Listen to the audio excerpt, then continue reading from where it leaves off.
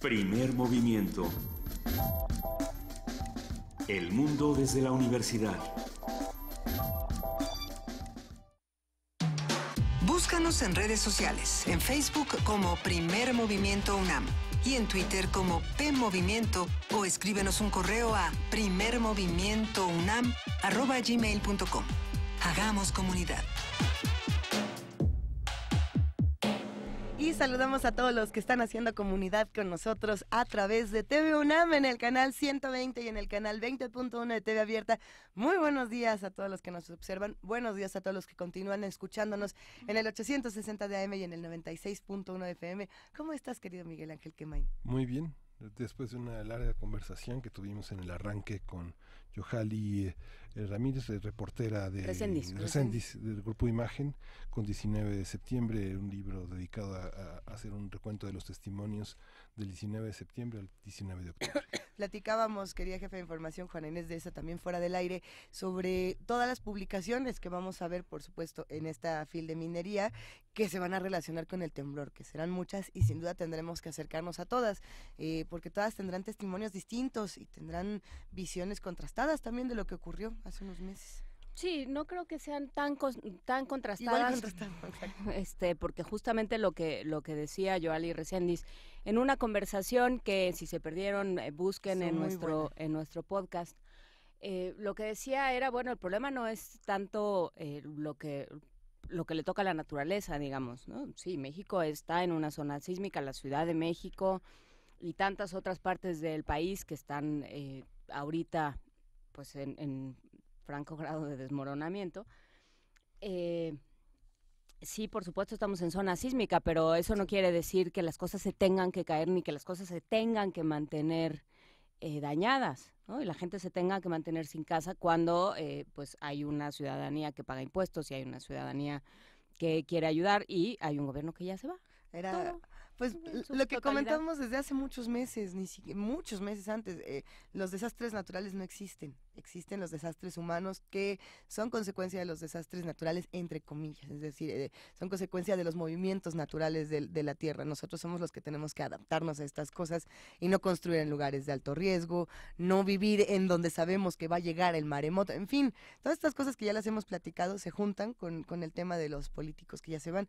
Por ahí estaban hablando de Miquel Arreola, estaban hablando de Mancera, de Nuño, de Aurelio Nuño. Porque hay distintos tipos de temblores y catástrofes. Mira que no se tocó en la conversación, pero los que estábamos del otro lado de la cabina decíamos, bueno, a ver, este es el mismo caso de Claudia Sheinbaum, ¿no? Es lo mismo, ella también deja su cargo en Tlalpan para entrar a la Ciudad de México. Hay que ver qué pasa, y tampoco se vale decir en este caso sí y en este caso no, sino hacer una crítica de, si ya te vas, ¿para qué te vas? ¿Qué es lo que estás ofreciendo? Y si te vas a quedar, pues porque lo vas a hacer bien, porque hay algunos que sí se quedaron, pero y que cómo nos gustaría que eso sí nos dijeran, no, pues gracias, con permiso, yo aquí los dejo.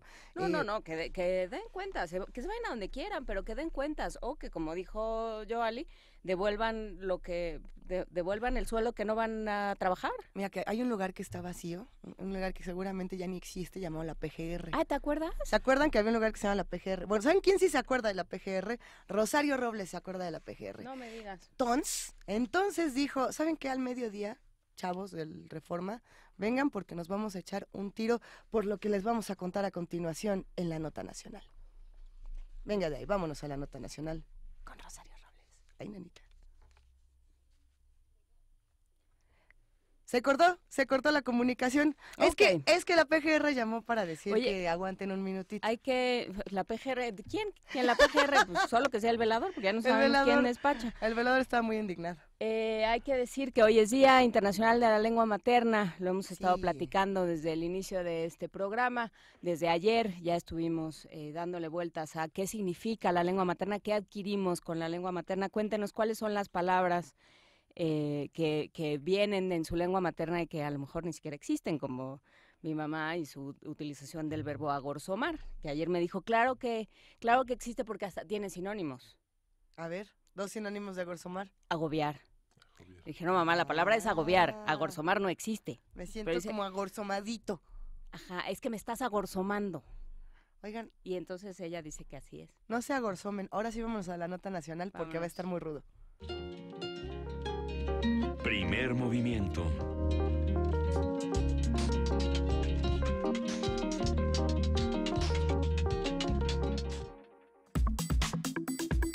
Nota nacional. 1.311 millones de pesos fueron desviados de por la Secretaría de Desarrollo Social, SEDESOL, y la Secretaría de Desarrollo Agrario Territorial y Urbano, SEDATU, durante las gestiones de Rosario Robles, según reveló la Auditoría Superior de la Federación. Qué risa cuando al principio de este programa Juana Inés de esa dijo, elija usted las siglas, y probablemente estén implicados en este problema. Bueno, a ver, la actual titular de la SEDATU estuvo a cargo de la SEDESOL de diciembre de 2012 al 26 de agosto de 2015. De acuerdo con el periódico Reforma, que era lo que platicábamos hace unos instantes, la información de los desvíos se encontró en 3 auditorías forenses realizadas a los ejercicios de 2014 y 2015. El desvío realizado en SEDESOL se hizo a través de la contratación de Radio y Televisión de Hidalgo. Se firmaron contratos en marzo, mayo y septiembre de 2014 y en enero y febrero de 2015. Por otro lado, la SEDATU realizó contratos con el Sistema Quintanarroense de Comunicación Social en julio, septiembre y octubre de 2015. Así que vamos a hacer un análisis de las notas que han salido sobre este tema. ¿Qué se sabe? ¿Qué falta por aclarar? ¿Qué información es cierta y cuál realmente se puede corroborar en la PGR? Todo lo que se ha dicho en los medios en las últimas horas lo vamos a platicar con el profesor Marco Fernández. Él es investigador asociado de México Evalúa, especialista en temas de anticorrupción y profesor de la Escuela de Gobierno y Transformación Pública del Instituto Tecnológico de Monterrey. ¿Cómo estás, Marco? Muy buenos días. Muy buenos días, colegas. Pues aquí preocupado porque los hallazgos de la Auditoría Superior de la Federación pues no dejan duda de los problemas sustantivos que tenemos de redes sofisticadas de corrupción para el desvío de recursos del erario. Uh-huh. En este caso, primero, el día de ayer, el periódico Reforma retomó los hallazgos de las 3 auditorías forenses que la Auditoría Superior de la Federación había entregado a la Cámara de Diputados hace 3 semanas, en el que se estaban señalando presuntos desvíos en SEDESOL y SEDATU. Sin embargo, el día de ayer, por ley, la auditoría fue a la Cámara y terminó de presentar sus informes. Y 3 auditorías forenses adicionales señalan otros desvíos en las mismas dependencias y en un total de 2.130 millones de pesos, de los cuales 955 corresponden a SEDESOL y 1.175 corresponden a SEDATU. 2.130 millones de pesos. Sí, 2.130 millones de pesos. Y creo que vale la pena compartir con su audiencia los hallazgos y la sofisticación de las redes que están detrás de estos desvíos. La auditoría había estado encontrando años anteriores el uso de la ley de adquisiciones de manera mañosa, en donde se estaban contratando a diversas universidades públicas para servicios simulados precisamente en distintas dependencias, dentro de ellas SEDESOL. Pues ahora ese esquema se extiende a otras dependencias públicas a las que no se les tiene que licitar los contratos, sino se les pueden asignar de forma directa. En este caso, Radio Televisión de Hidalgo, el Sistema Quintanarroense de Comunicación Social, también la televisora de Hermosillo y una universidad más, que es la Universidad Politécnica de Quintana Roo. A ver, Marco, para situarnos, esto que tú mencionas es lo que apareció en Animal Político como la estafa maestra. Digamos que el esquema, digamos. Digamos que el esquema es el mismo, y si me empujan tantito, pues ahora con esteroides. ¿Por qué? Porque como ya estaban las universidades públicas bajo la lupa de la Auditoría Superior, por eso ahora contratan directamente a través de medios de comunicación públicos, ¿ok? Estos medios de comunicación públicos de Quintana Roo, Hidalgo y Sonora, a su vez, vuelven a hacer lo que habían hecho las universidades, es decir, subcontratar de manera ilegal todos los servicios que supuestamente le iban a dar a SEDESOL y SEDATU, que consistían en spots y estudios de opinión tanto de la Cruzada contra el Hambre como programas de SEDATU, como por ejemplo ese programa de Papelito Habla, ¿ok? Entonces, estos 126, estas entidades públicas subcontrataron ilegalmente a 126 proveedores. No, bueno. De estos 126, para que veamos la complejidad y pues el ingenio de la tranza, la verdad, es que se quedaron el 94% de los recursos. El 5.5% se lo quedaron las entidades públicas a las que se le asignó directamente. Pero de estas 126, 35 realmente fueron las más ganonas, que se quedaron con el 94% de los recursos, 1.900 millones de pesos, contratados entre Sedesol y Sedatu. Y peor aún, hubo una segunda subcontratación.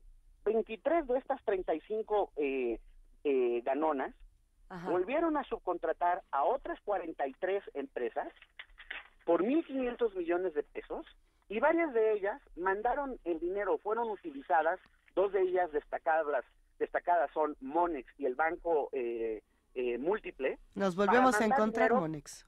Para mandar dinero al extranjero, y en el extranjero, no solamente en Estados Unidos, sino también están países como Bélgica, Corea del Sur, pero también países que están en la lista de sospecha por financiamiento al terrorismo, como Pakistán. Entonces, uno empieza a observar, y además de estas empresas subcontratadas, hay varias que son fantasmas, y de las que sí son establecidas, unas no tienen nada que ver con los rubros de los servicios que supuestamente le están dando al gobierno, y otras, cuando la Auditoría Superior va en el marco de sus atribuciones para hacer la investigación y les pide información, se niegan a cooperar con la Auditoría Superior de la Federación.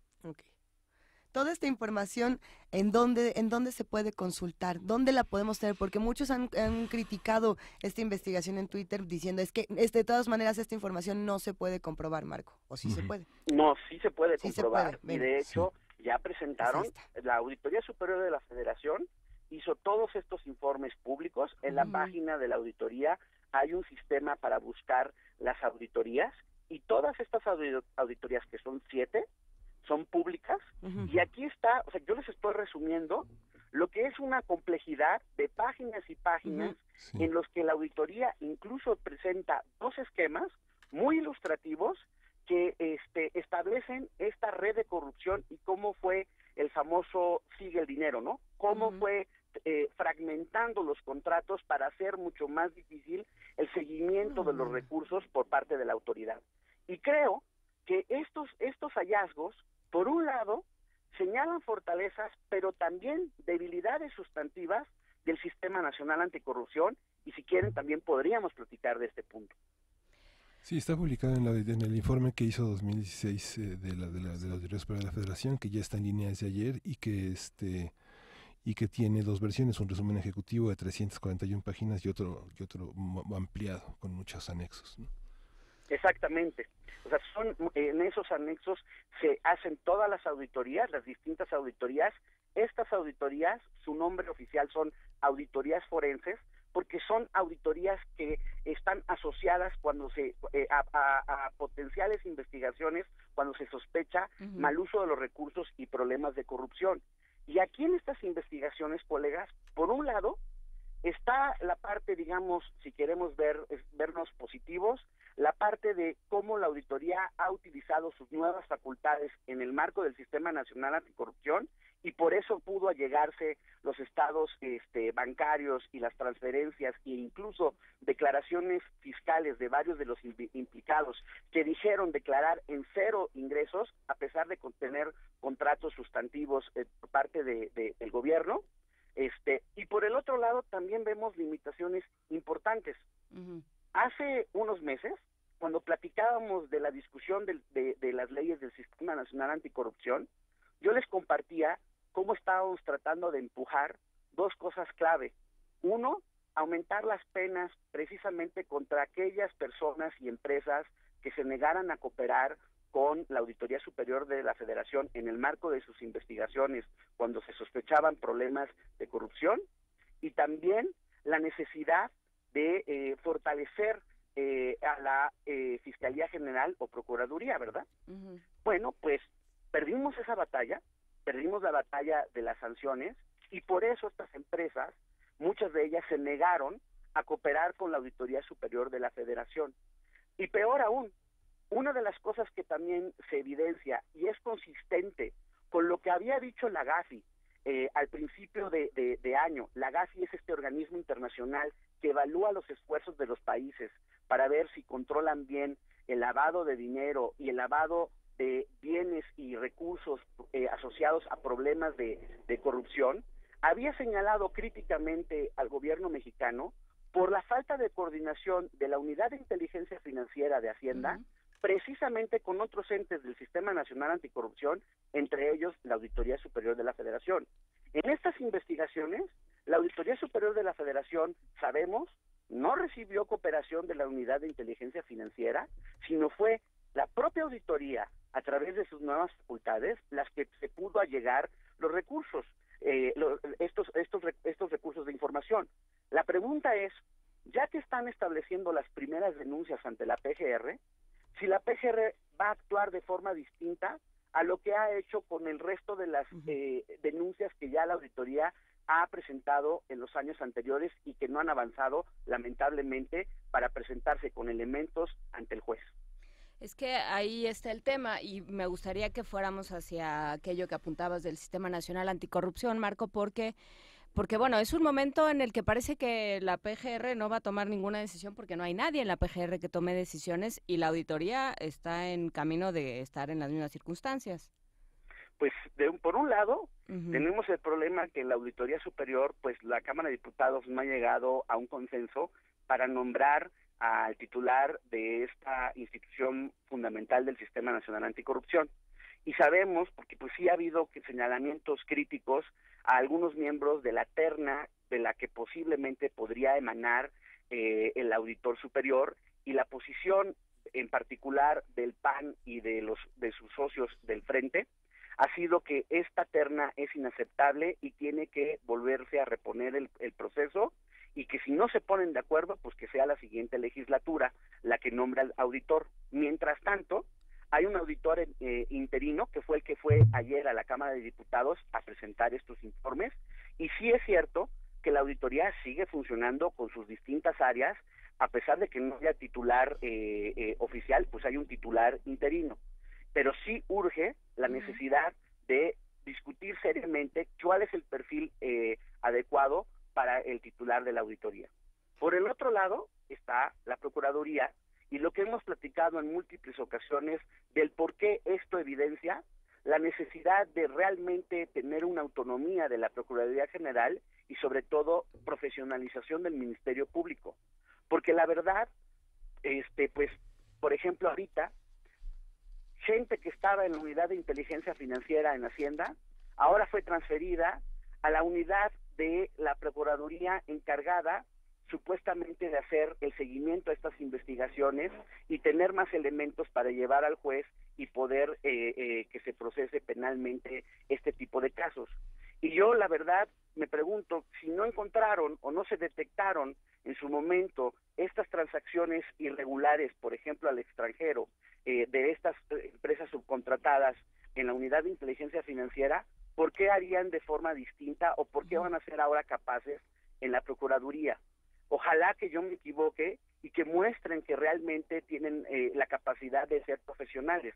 Pero recordemos, por ejemplo, que desde el 16 de octubre del año pasado, el entonces procurador Raúl Cervantes había dicho que había dejado todo listo para la investigación de Odebrecht y que ya se iba a proceder en consecuencia. Y pues ya pasaron varios meses y no se procede en consecuencia en nada en términos penales.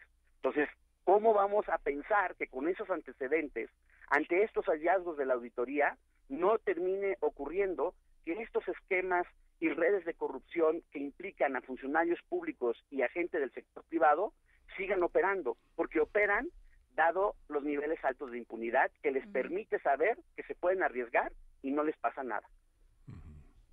Sí, simplemente estos 540 millones que asignaron a 3 universidades, la Universidad Intercultural del Estado de México, la Politécnica de Chiapas, la Tecnología de Nezahualcóyotl, representan 3 veces más del dinero asignado para la reconstrucción en Oaxaca. después de los sismos. Simplemente ese tipo de datos. O la elaboración de por lo menos 2 archivos estatales, por ejemplo. Es el 45% de lo que representa todo el presupuesto invertido en la vialidad en Chiapas. No sé, digo, si uno empieza a hacer cuentas de todo lo que se puede hacer con ese dinero que no tiene explicaciones, es impresionante, ¿no? Y es que en ese sentido es lastimoso, porque con estos recursos estamos hablando de 2.130 millones de pesos, más lo que se acumule de las otras auditorías que se están haciendo a otras dependencias. Y la gran frustración es que después de que tenemos algunos días de escándalo en los medios y estamos indignados en las redes, no pasa nada en términos de lo que tendría que pasar, que es la parte administrativo y penal. Y esa es las inacciones que son hoy inaceptables y que tienen que haber consecuencias no solo penales y administrativas, sino también políticas. Sí. Porque en una democracia, ante estas cosas, colegas, ya le hubiera costado, aunque no le guste a la señora Rosario Robles, ya le hubiera costado el puesto, porque sistemáticamente se están encontrando en dependencias bajo su gestión problemas de malversación de recursos públicos. Sí. Y estos escándalos llevarían al presidente a pedirle la renuncia en un país democrático. ¿Por qué eso no pasa en nuestro país? Claro, y además, antes de que pasemos a Rosario Robles, ¿cómo se puede, hablando de seguir el dinero, hay manera de vincularlo hasta campañas? O sea, ¿va a haber manera de saber si llegó a campañas, si se utilizó para eso, si para eso fue el desvío de recursos o a dónde fueron a dar esos recursos? Porque, bueno, pues después de la campaña del Estado de México y del proceso electoral del Estado de México, pues sí querríamos tener más explicaciones y sí querríamos que los organismos vinculados con el proceso electoral que están para ello nos dieran un poco más de cuentas. Esa pregunta es fundamental y por eso es tan importante la labor del subprocurador especializado en materia electoral, el de la FEPADE, y por eso era tan grave la controversia de la salida de Santiago Nieto, porque se sospecha, pero no se tienen las pruebas, solo se sospecha que por eso se hace la fragmentación de todos estos contratos para dificultar el seguimiento del dinero, que después, mucho de ello, cuando se transfiere al extranjero, se saca en efectivo y va a parar a las campañas de manera ilegal en gastos, por supuesto, no reportados a la autoridad electoral. Y es ahí donde no tendríamos que esperar a un fiscal anticorrupción. Tenemos un fiscal electoral, tenemos una unidad que sigue los movimientos financieros en la PGR, que tendría que estar de la mano con la unidad de inteligencia financiera de Hacienda, si realmente hubiera una voluntad y un profesionalismo para poder estar haciendo el seguimiento de estas triangulaciones y ver cuando se saca el dinero en efectivo, en qué sucursales, quiénes lo que sacan, para tratar de empezar a ver cómo eso se empieza a utilizar en campañas electorales. Pero hasta ahorita, ese tipo de profesionalismo pues no ha llegado a las instancias de justicia en nuestro país. Marco Fernández, de aquí a las 12 del día, ahora sí que ¿qué va a pasar? Se supone que se ven en la PGR los amigos de Reforma con Rosario Robles y que lleven las pruebas y que si tú y que si no. ¿Qué podemos esperar que pase hoy a mediodía? Pues yo lo que le pediría a la titular de SEDATU es que mejor le conteste a la que tiene que llamar y contestar es a la Auditoría Superior de la Federación. Lo que Reforma hizo es retomar las 3 auditorías primeras de las auditorías forenses. Y hay otras 3 que fueron las que se presentaron ayer. Y por eso ahora ya son 2.130 millones de pesos. Entonces, ¿qué le va a decir? ¿Que la Auditoría Superior miente? ¿Que la titular de la Auditoría Forense miente? Incluso, un punto muy importante, en una de las auditorías, colegas, la Auditoría Superior de la Federación llama a comparecer a exfuncionarios de Radio y Televisión de Hidalgo, sí, quienes declaran que fueron citados en Sedesol para que se les diera la lista de las empresas y personas que tenían que subcontratar, con los montos que tenían que subcontratar y la información legal de las empresas y las personas para poder hacer el proceso de subcontratación. Eso está en la Auditoría Superior de la Federación y es una declaración que se hace de oficio ante la autoridad en el medio de las investigaciones. Ese tipo de cosas que son gravísimas es lo que mejor tendría que estar respondiendo la titular de SEDATU, porque además los funcionarios públicos involucrados en los desvíos de Sedesol se los llevó a SEDATU y son los que nuevamente aparecen meses después con nuevos presuntos desvíos precisamente en la nueva dependencia federal. Sí. Justamente la Auditoría Superior del Estado de Hidalgo no cruza los datos con la Secretaría de Contraloría del Estado, que no los publica porque están siendo recopilados, porque no tiene la información suficiente este órgano técnico de la auditoría, porque no saben el destino de las cuentas donde se depositó ese dinero. Es lo que estoy viendo en la Secretaría de Gobierno del Estado de Hidalgo, en la parte que tiene radio y televisión. No saben. Y no hay cruce, hay incongruencia en los datos. Y justo, Miguel, una de las razones por las que no saben es lo que reportaba Gafi. Claro. Porque la unidad de inteligencia financiera no coopera con las autoridades en los estados para este tipo de investigaciones. Es clarito el reporte internacional, ¿eh? Sí. Entonces, que también nos van a decir que estamos nosotros atacando o señalando sin pruebas. Pues vayan y que se busquen. Cualquiera que pone en googlea Gafi reporte México, encontrará un reporte amplio en el que se están señalando las debilidades de los controles sobre el lavado de dinero y de bienes asociados a corrupción en el caso mexicano. Sí. Y es un organismo internacional al que México pertenece. Que por cierto, ahí también entraba la conversación un tema del SAT, pero eso será para discutirlo más adelante con lo de Gafi, que está interesantísimo. Marco, de aquí a las 12 reflexiones finales, ¿con qué nos podemos quedar para estar esperando todos amontonados? No, y de aquí a que nos pongamos de acuerdo. A que volvamos a platicar contigo, por lo menos, Marco. Pues yo creo que en este sentido, o sea, sí tenemos como ciudadanos, insisto, en estar exigiendo que la autoridad no se puede hacer guaje. Tiene que haber consecuencias penales, administrativas y políticas a un escándalo de esta naturaleza.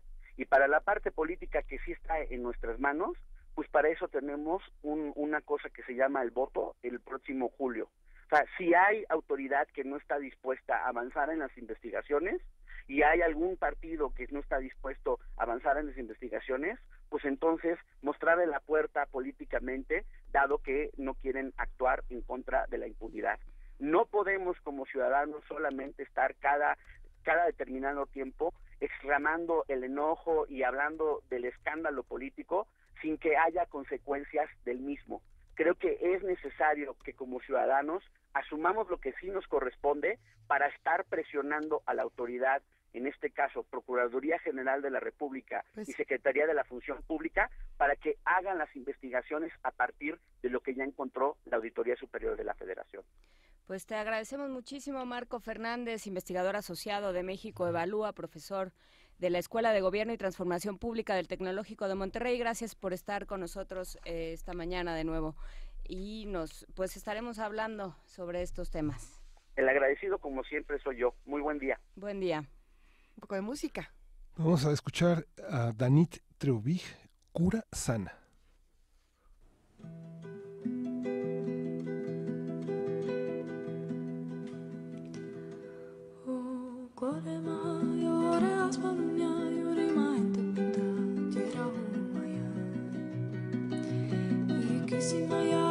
Amor a su cielo celeste azulero que viene y pinta. Corema lloreas por uña llorima en te pinta tierra humaya. Y quisimayaru amor a su cielo celeste azulero que viene y pinta. Cura sana sana tate celo la licencia. Sana, sana, tate celo, hazlo paz. Quisimayar, urumayar y gente codiera montaña que viene y llega. Y ajea y pinta azulero, chumaras caborachera que viene y pinta.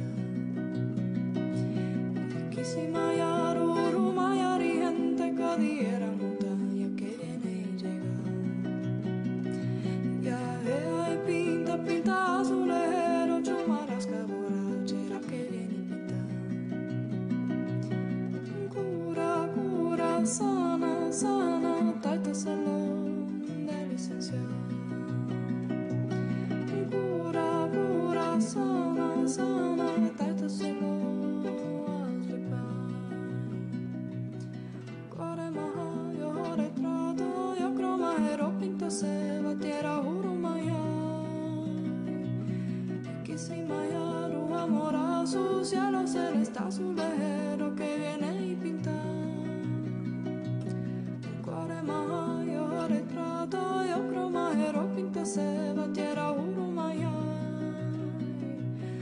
Quise mayar un amor a su cielo celeste, azul lejero que viene y pinta.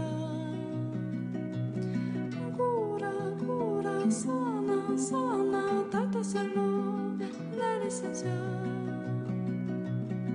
Cura, cura, sana, sana, taita salón, hazle pan. Cuare maha, llore asfarunia, yurima, gente pinta. Amo cielo, tierra, vida, asociento mundo, cosmos, seres interplanetarios que llegan. Cura y sano, cuare maha, llore asfarunia, yurima, gente pinta. Amo cielo, tierra, vida, asociento mundo, cosmos, seres interplanetarios que llegan. Cura y sano.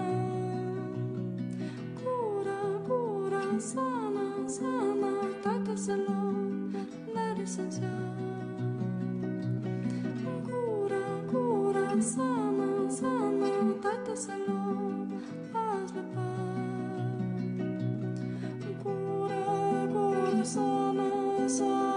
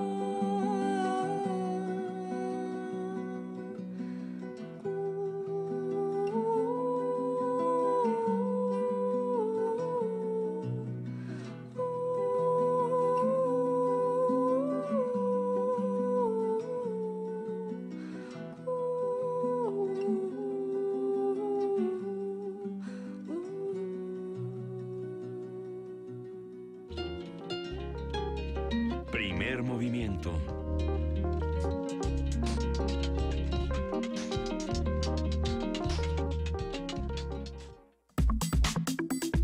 Nota internacional. Michel Temer, presidente de Brasil, firmó el viernes pasado un decreto para que el ejército se encargue de la seguridad de Río de Janeiro, la segunda ciudad más grande en el país. La decisión fue aprobada ayer en la Cámara de Diputados de Brasil y fue anunciada solo 2 días después del cierre del carnaval más famoso del mundo y durante el cual se registraron robos masivos, saqueos en tiendas, enfrentamientos entre la policía y las pandillas. María Laura Caniu, directora en Brasil de Human Rights Watch, expresó que Río de Janeiro necesita perfeccionar la actuación de la policía y para ello necesita un especialista en policía, no un experto en guerra, esto refiriéndose a Michel Temer. De acuerdo con datos oficiales, la ola de violencia en Río de Janeiro causó en el 2017 más de 6.000 muertos, entre ellos 138 policías y 10 niños alcanzados por balas perdidas. Bueno, vamos a platicar sobre los hechos sucedidos en Brasil durante el carnaval, sus tintes políticos y sus consecuencias sociales. Para ello nos acompaña Lucio Olivier Costilla, doctor en Sociología por la UNAM, postdoctorado en Sociología Política en Brasil, autor del libro El Estado Ampliado en Brasil y México, entre otras publicaciones. Lucio, buenos días, ¿cómo estás? Buenos días, Luisa, qué gusto. Como siempre, un gusto escucharte. Cuéntanos, ¿qué fue lo que pasó en el carnaval y por qué la reacción tan radical del gobierno, si es que es radical? A lo mejor no. El carnaval es una fiesta hedonista entre alegre y triste, desde siempre en Brasil, porque es el momento en que los excluidos, en que los esclavos, incluso del pasado y los nuevos esclavos, sí, disfrutan un poco diciendo lo que sienten, haciendo algarabía, mostrando una personalidad. Y pasó algo muy particular ahí, se combinaron como tres cosas.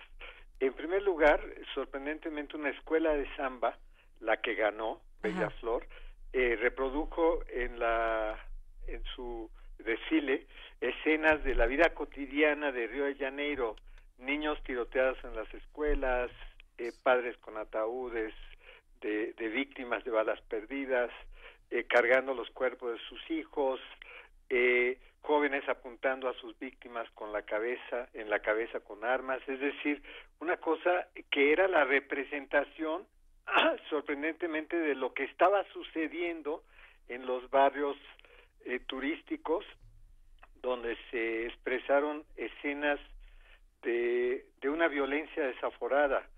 Por ejemplo, hay una costumbre terrible que es que se juntan 50 jóvenes, van por las calles robando a todo mundo, es la multitud que roba, saqueando supermercados, incomodando totalmente a la situación, y la policía ya sabe de eso, ya vive eso, y sin embargo no ha podido hacer nada.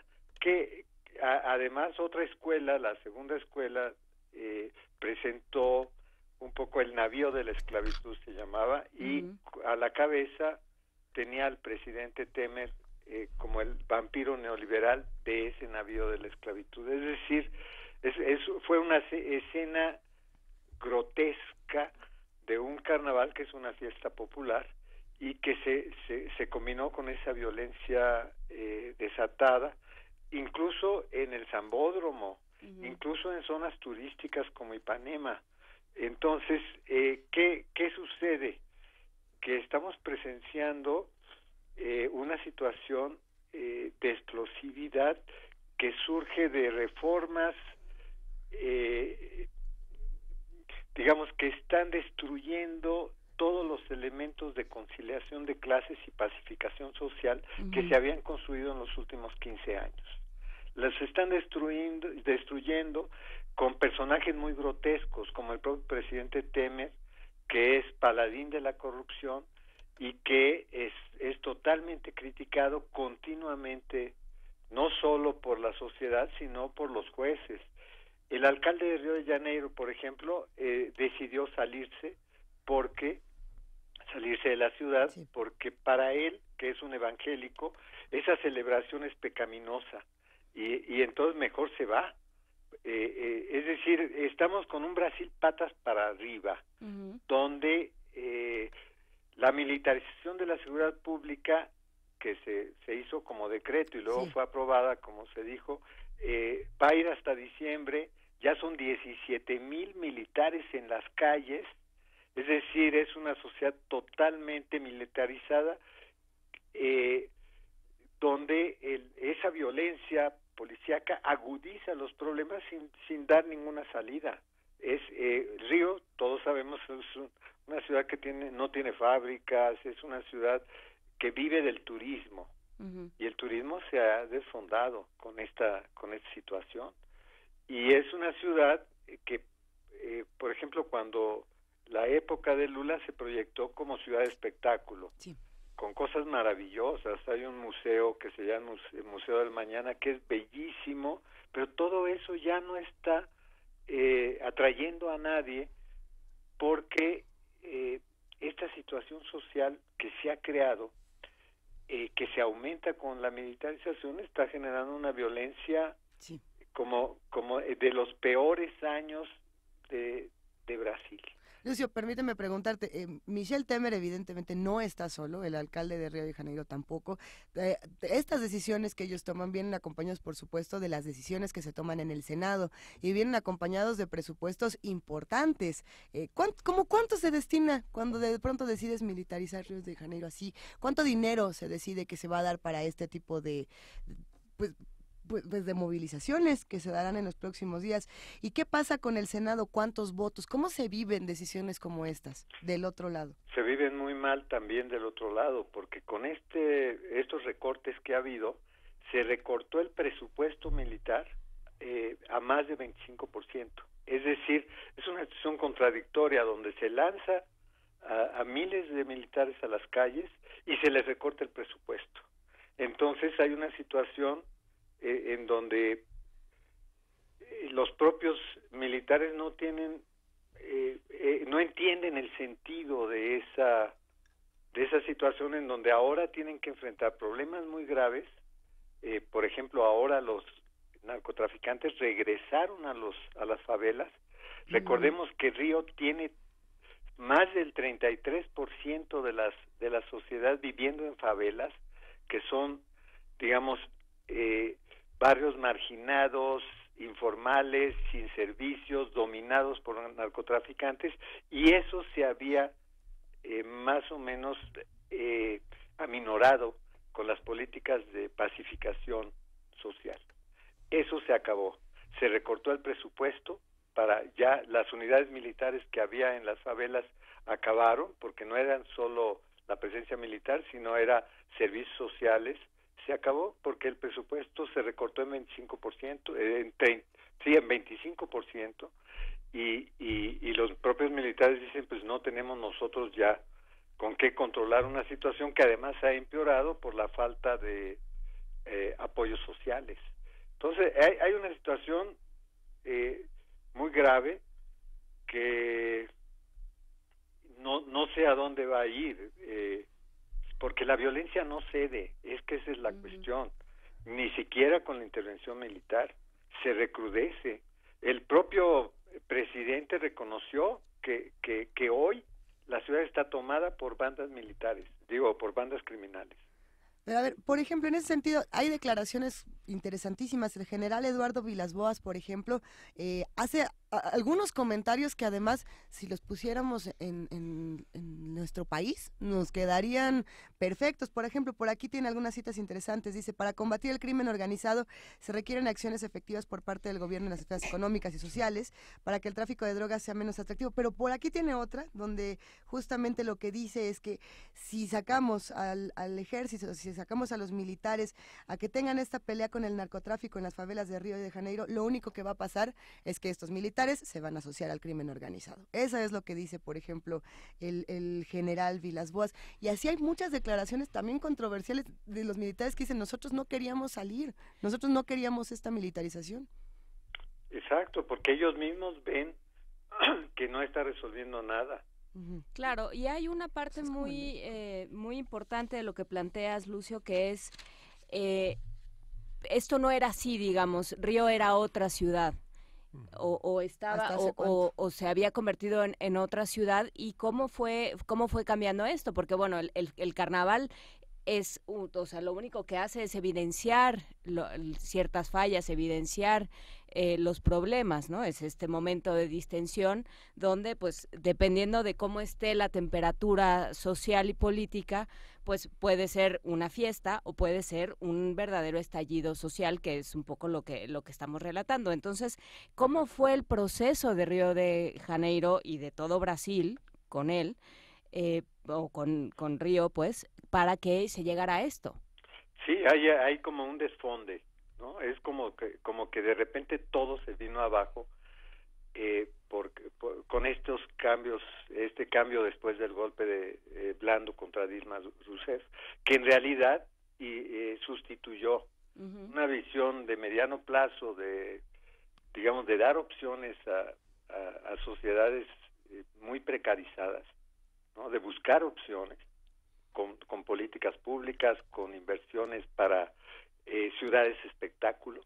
Se sustituyó por las viejísimas concepciones de la violencia oligárquica, porque Brasil tiene una historia de violencia oligárquica muy fuerte que ahora está provocando una reacción de la sociedad excluida, y entre medio, pues las mafias de narcotraficantes aplican la misma violencia de una forma cada vez más fuerte, y lo que ahora han permitido es que regresen.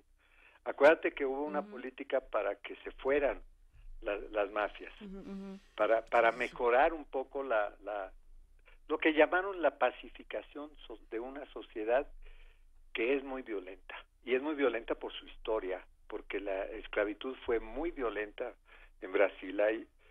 Ya lo hemos comentado con el público, hay muchas novelas que relatan esa violencia incontenible que hay en la sociedad, y con políticas que eliminan toda búsqueda de salida, ¿no? Que rigidizan el dominio como dominio de los de arriba violento, pues digamos, la sociedad se viene abajo.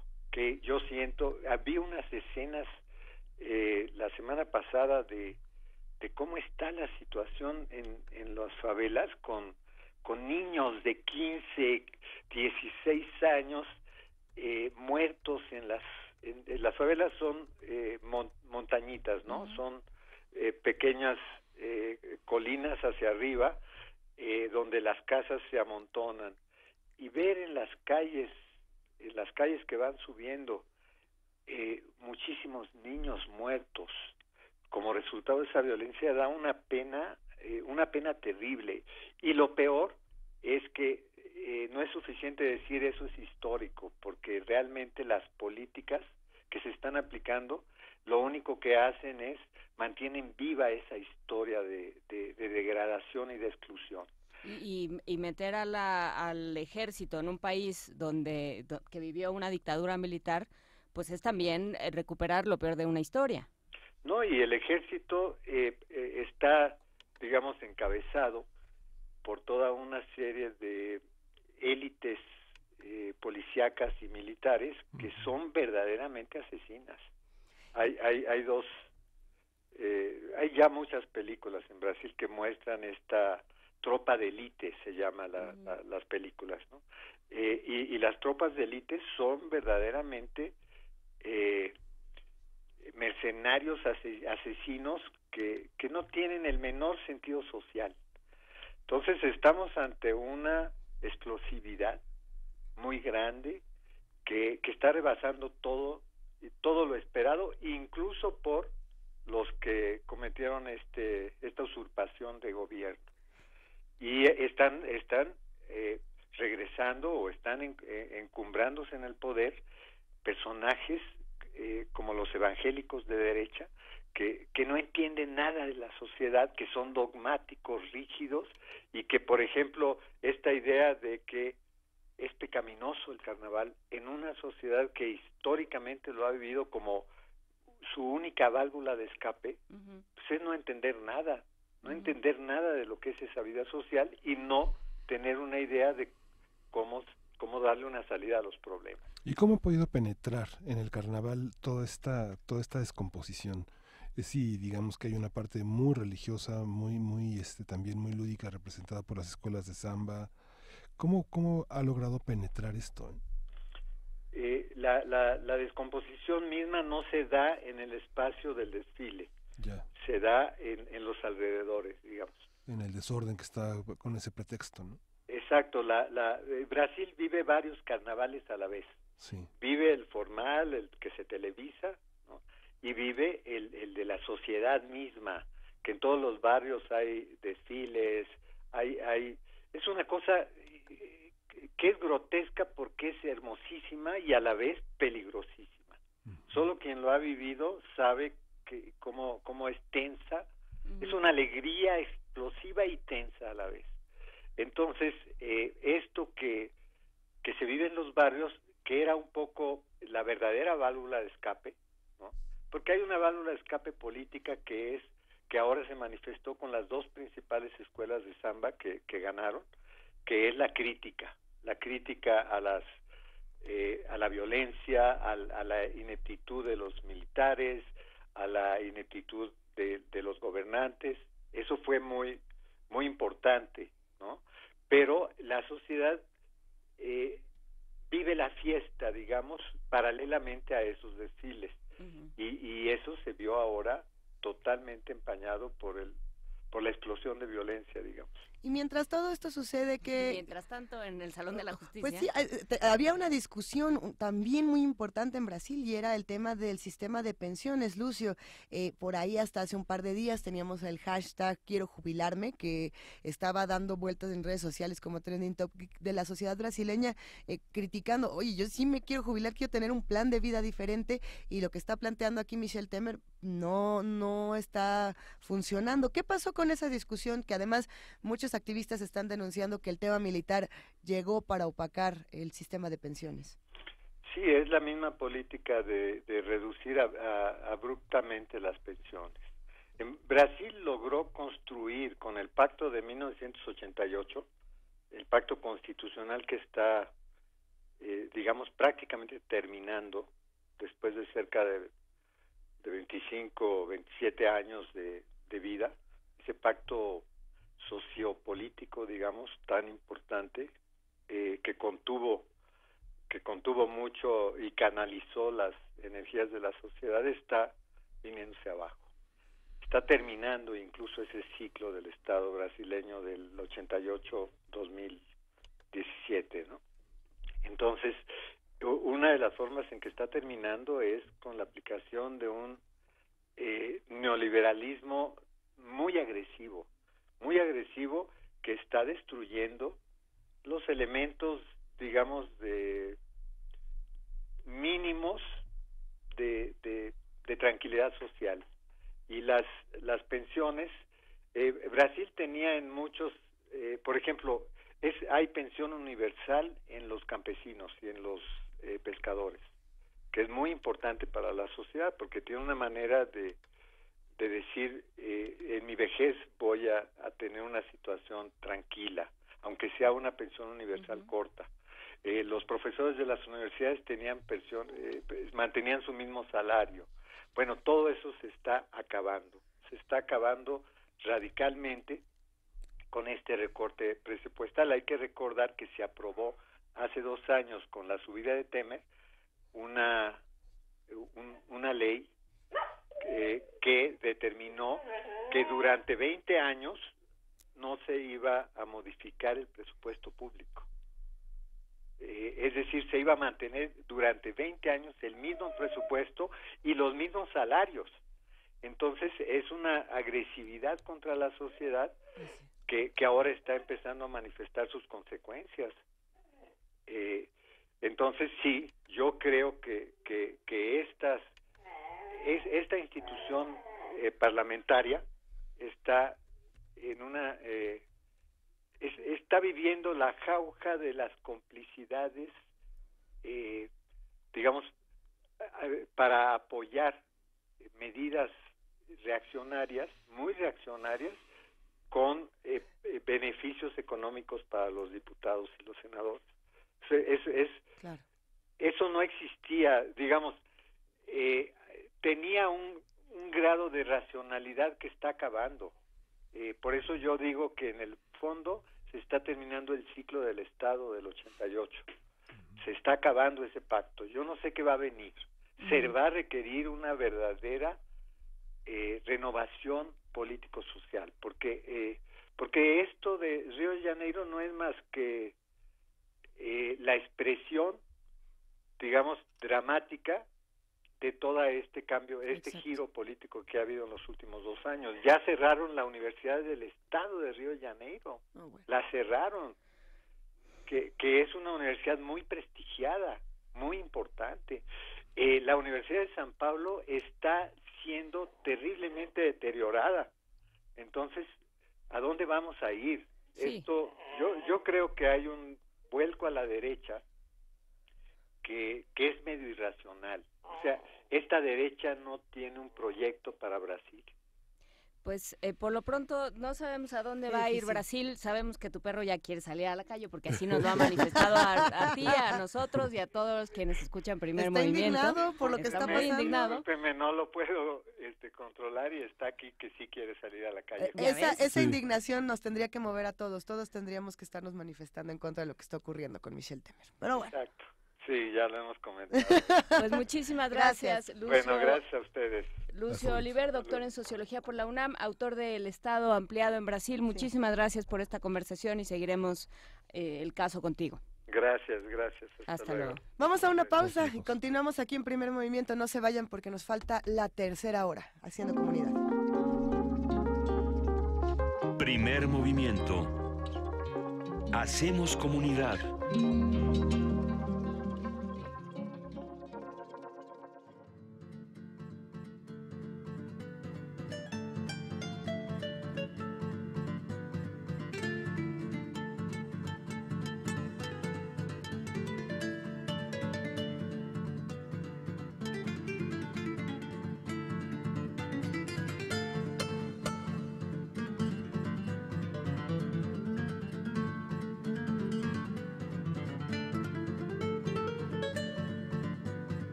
Podcast y transmisión en directo en www.radio.unam.mx.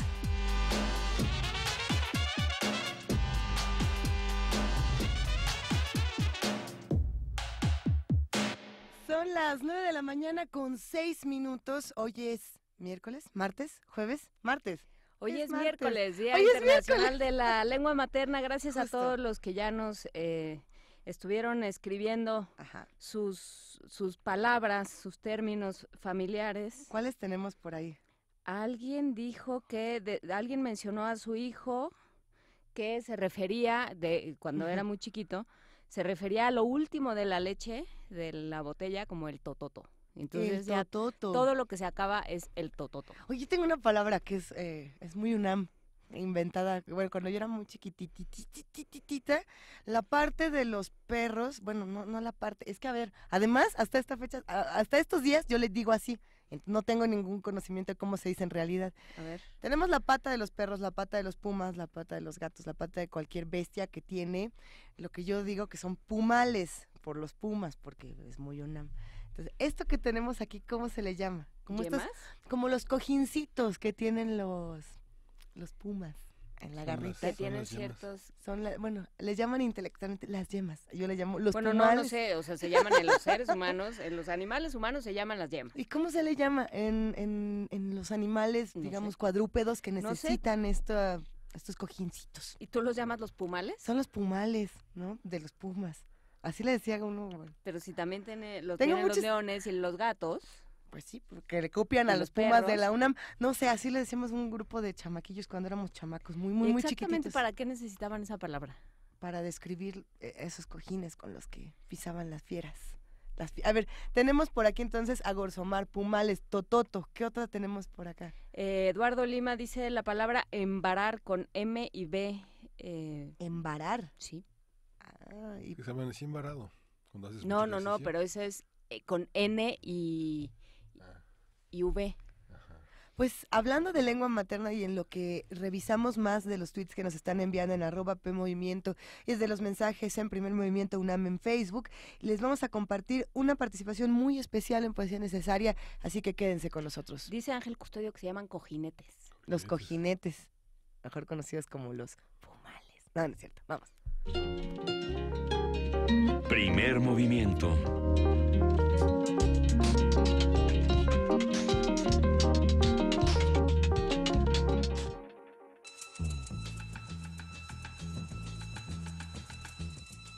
Es hora de Poesía Necesaria.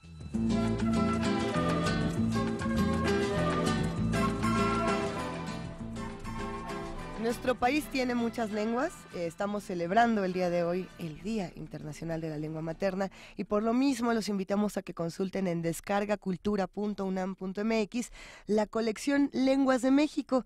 Es precisamente una serie que está coordinada por Mardonio Carballo y que el objetivo de la misma es dar a conocer la riqueza sonora y lingüística de las diversas latitudes de nuestro país, todas las lenguas que se hablan en nuestro país y cómo las vamos a proteger. Esta serie tiene muchos autores con consúltenla en descargacultura.unam.mx. Hoy vamos a escuchar la voz de Marcial Méndez Pérez. Él nos habla en celtal y vamos a escuchar un poco de qué se trata este poema llamado El Nahual.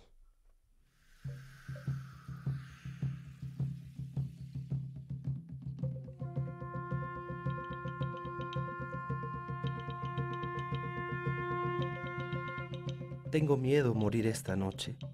La noche es larga, fría, espantosa. En ella habitan los espíritus malignos, los dioses sedientos de sangre, los dioses olvidados por nosotros, los que buscan refugio en nuestras almas para seguir viviendo. Por eso vengo esta tarde aquí, abuelo, sobre tu sepultura, alumbrar con esta vela tu soledad profunda, esa eternidad vacía a la que nunca quisiera llegar. Vas a morir, me dijo mi Paxlantzí, cuando lo encontré en el puente sin barandales del río Pahuchil, allá en medio del pueblo. Sus ojos parecían pedazos de carbón encendido en la oscuridad. Una intensa convulsión de pánico recorrió mi cuerpo. Supe que era él, mi nahual, que antes había estado allí, silencioso y hambriento, en el corazón de la montaña, desde mi nacimiento. Abuelo, yo no sabía si lo iba a encontrar. Esa noche estuve en casa del tío Lecol, escuchando la historia de cuando él era mensajero del pueblo y viajaba solitario por las veredas hacia otros pueblos, y de cuando venía gente de muchas partes a buscar la curación de tus rezos, la frescura de tus manos y de tu boca cuando estabas vivo. Regresé ya tarde, la noche era oscura, profundamente oscura, se escuchaban ruidos de pasos detrás de mí, de respiración, como si alguien me siguiera sigilosamente. Un poste con luz junto al río iluminaba débilmente la calle. Avancé rápido, pero al acercarme al puente vi que el perro estaba ahí, en medio, no sé desde qué momento, esperándome. Con su mirada fija hacia mí, dijo con una voz ronca que he de morir por desobedecer la voluntad de los dioses. Debes ir a la cueva del murciélago mañana por la tarde, me gruñó. Abuelo, en ese momento me supe muerto, inmensamente vacío, como si toda la noche helada se hubiera metido dentro de mí. Pero estuve de pie, sin sentir el suelo, sin respirar, en suspenso. Quise abrir la boca para hablar, gritar que ese oficio no me gustaba, que el mal se encontraba bien allá, en la profundidad del mundo. Di un paso atrás. Compréndeme, no quiero ser brujo, tartamudeé. El Paxlantzí permanecía sin parpadear, con espuma en el hocico. Volvió a pronunciar una voz ronca que parecía lejana y ancestral. El murciélago mayor, sí, nuestro Dios mayor, quiso que fuéramos poderosos tú y yo, los dos juntos, para complacer sus gustos, su hambre y su sed, eternos y dolorosos, pero desafiaste el mandato. Por eso debes de morir ceremoniosamente, según la tradición. No quiero morir ahora, abuelo. Tampoco quiero ser brujo, no quiero. El pueblo necesita cosas que sean buenas, duraderas, no la muerte.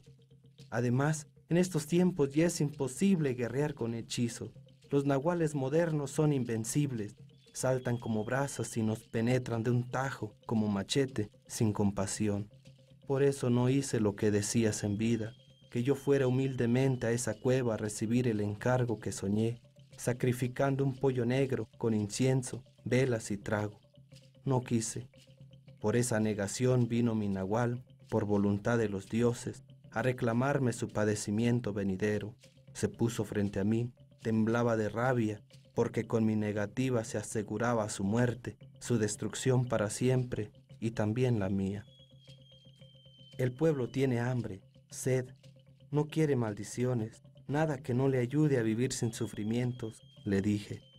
Sin embargo, más furioso aún, espantosamente trémulo y chorreándole baba por el hocico, de un salto se me lanzó con un grito aterrador. Has perdido el espíritu verdadero. Nos caímos del puente al río, forcejeando. En el agua nos separamos y el perro desapareció, así nada más, en la noche. Abuelo, no quiero ir a esa cueva. Respeto a los dioses, pero no quiero ir. Cuando abran mi pecho con un machete, arrancarán este corazón que suspira, llora y se despliega en abanico de palabras. Ellos harán pedazos mi cuerpo para comérselo, sí, ellos, los murciélagos grandes. mi alma subirá a ese ojo del cielo que ya declina. Después, mis padres traerán mis huesos a descansar aquí junto a los tuyos. El mundo da vueltas dentro de mi cabeza. Parece que la sangre suspende su recorrido, cansada, envejecida súbitamente por el terror, la muerte, la noche. La oscuridad es un retrato de mi propia alma, silenciosa, sorda, cómplice de las calamidades del hombre. Estoy muriendo de angustia, abuelo, pero debo pensar serenamente que después de mi entierro comience la guerra de la paz. La paz debe luchar por nosotros, morir por nosotros, porque nosotros, los hombres, no sabemos de la paz. ¿Habrá caído ya, abuelo, la hoja del árbol sagrado? Estoy muerto entonces. Quisiera convertirme en astro. No, mejor no. Quiero ser el universo. Ya siento la inmensidad del espacio dentro de mí. Siento la nada, la eternidad oscura.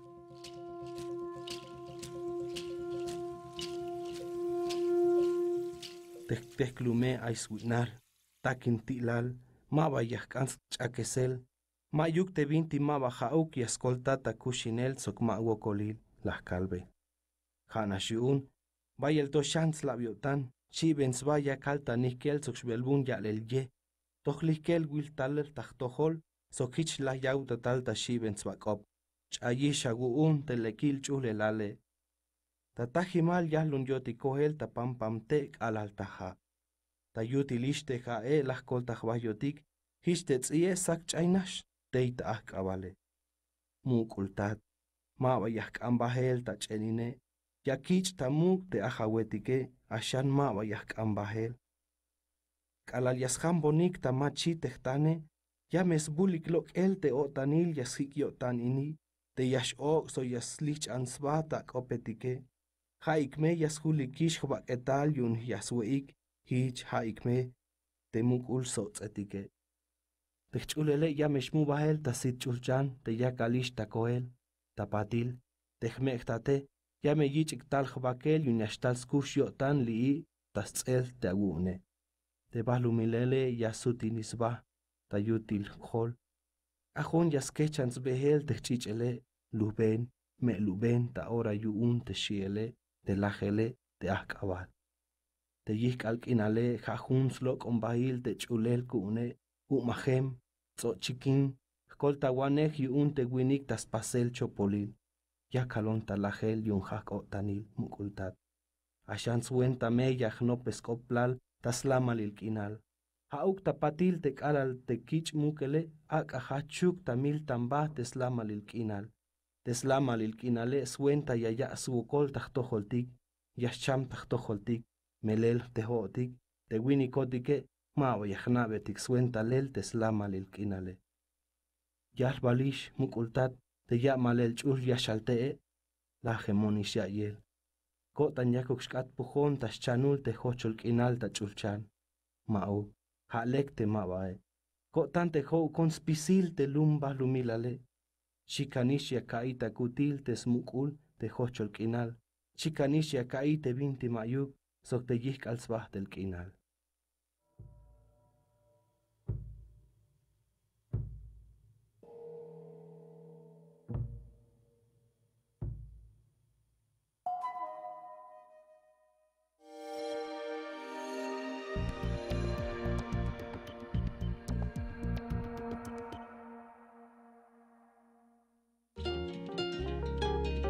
Primer movimiento.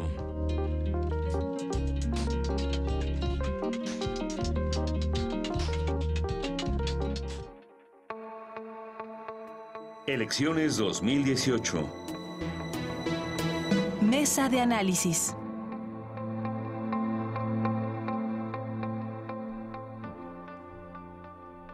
En 1992, México elevó a rango constitucional la protección de los derechos de los pueblos originarios, pero fue hasta 2001 cuando sus derechos políticos fueron reconocidos en la reforma constitucional aprobada en agosto de ese año. El texto otorgó autonomía a las comunidades indígenas en aspectos políticos, jurídicos y territoriales y reconoció que pueden constituir y nombrar autoridades con autoridades propias con base en sus usos y costumbres.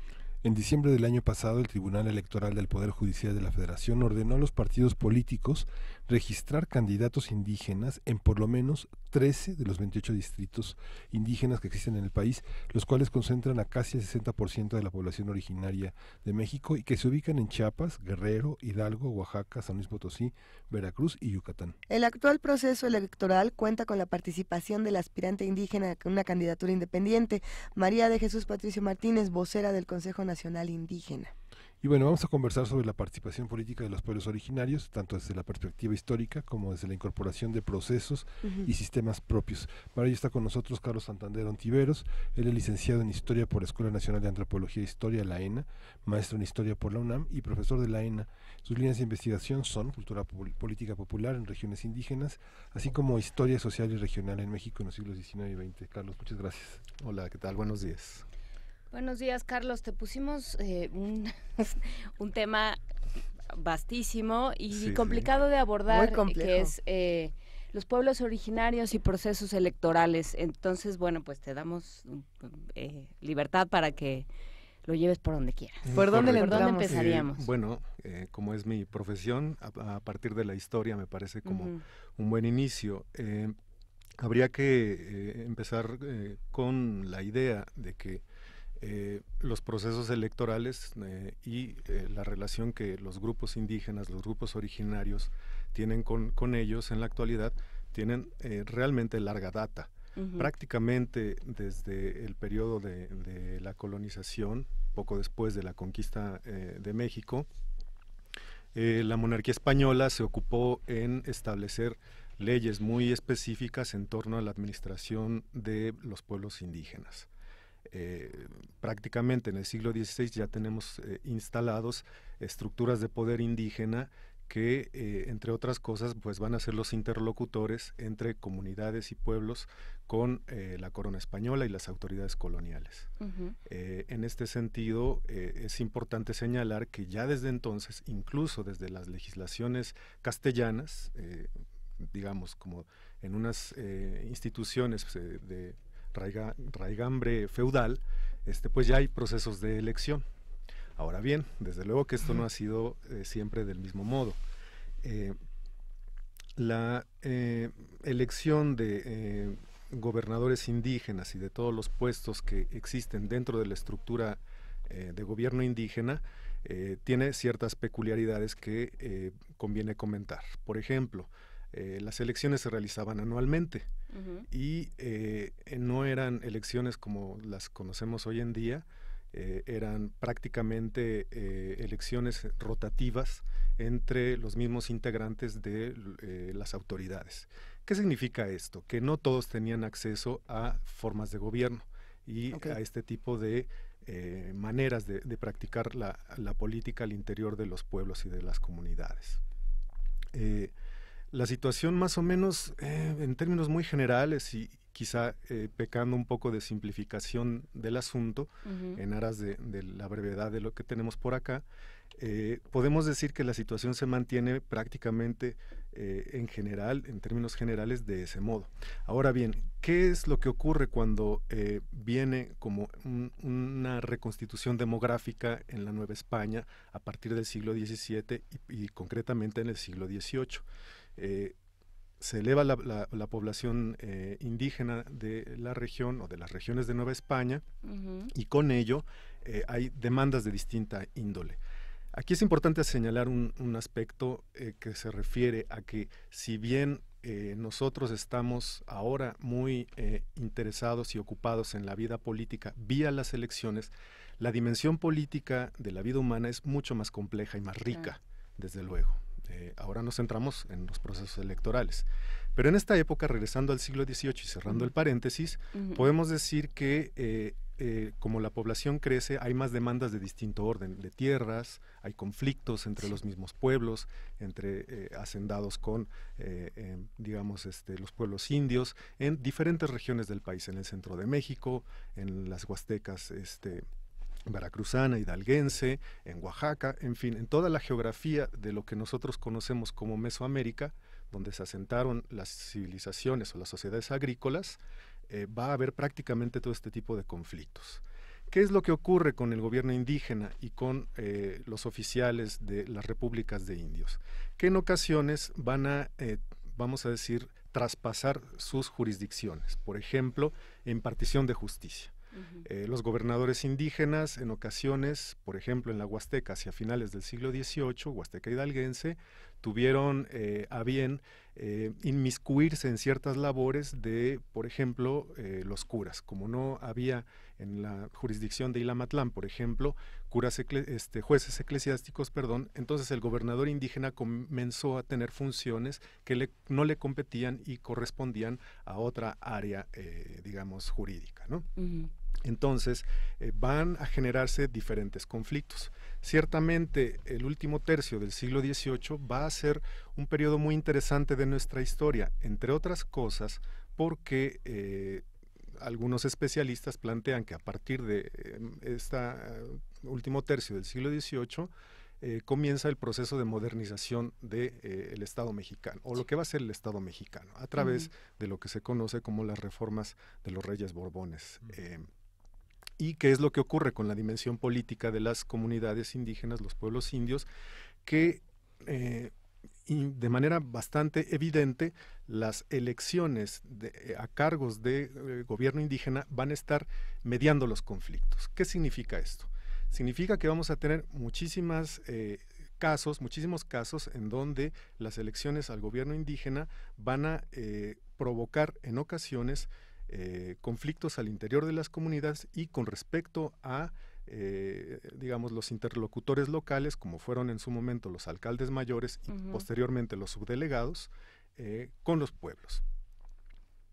Es interesante como ver que las elecciones, entre otras cosas, lejos de plantear como estas relaciones que idílicamente tenemos con respecto a las comunidades indígenas, de que todo es terso, democrático, igualitario, eso no tiene absolutamente nada que ver con la realidad histórica.